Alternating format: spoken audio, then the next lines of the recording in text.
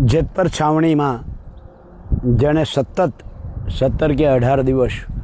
અમરનાથ ઉપવાસનું હથિયાર ઉગામ્યું એવા ભાઈ નેહુલ અમૃતિયા મને આજે આપણા સાથી અરુણ કાનાનો ફોન હતો કે પાલભાઈ નેહુલની રાત્રે તબિયત ખૂબ ખરાબ થઈ છે, એને હોસ્પિટલાઇઝ કરવામાં આવ્યા ને ત્યાર પછી એને મોરબી હોસ્પિટલે લઈ જવામાં આવ્યા અને ત્યાં ડૉક્ટરે એવું કહ્યું કે એમની કિડની અને લીવરમાં સોજો આવી ગયો છે। જે અમરનાથ ઉપવાસનો આપણે આમ તો કાયમી શીખ્યા છીએ નેહુલ કે આ કાળમીંઠ સરકાર સામે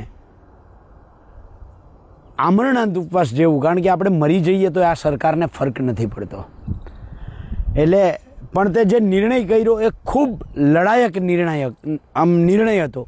એને આવકારું છું। પણ અત્યારે જે રીતે મને ખબર પડી છે કે તારી તબિયત ખરાબ છે,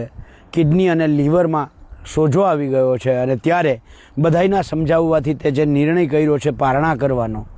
તો આ નિર્ણય ખરેખર ખૂબ સારો છે। આપણે ભાઈ પારણા કરીએ છીએ, લડાઈ નથી મૂકતા, લડાઈ આપણી ચાલુ રહેશે, આપણે લડતા રહીશું, પણ ખૂબ જરૂરી છે કે આપણું શરીર સારું હોય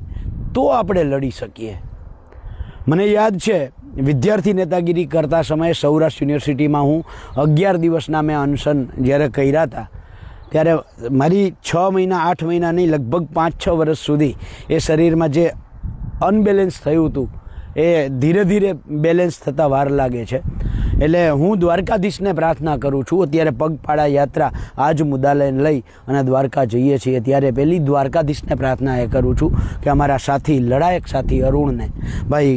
નેહુલ અમૃતિયાને તમે તાત્કાલિક સાજા કરો, ફરીથી લડતા કરો, ફરીથી લડાઈના મેદાનમાં ઉતરે એવો એને આમ ઘોડા જેવો તૈયાર કરો, એટલે તાત્કાલિક તું હાજો થા અને ફરીથી લડાઈના મેદાનમાં આવ એવી દ્વારકાધીશને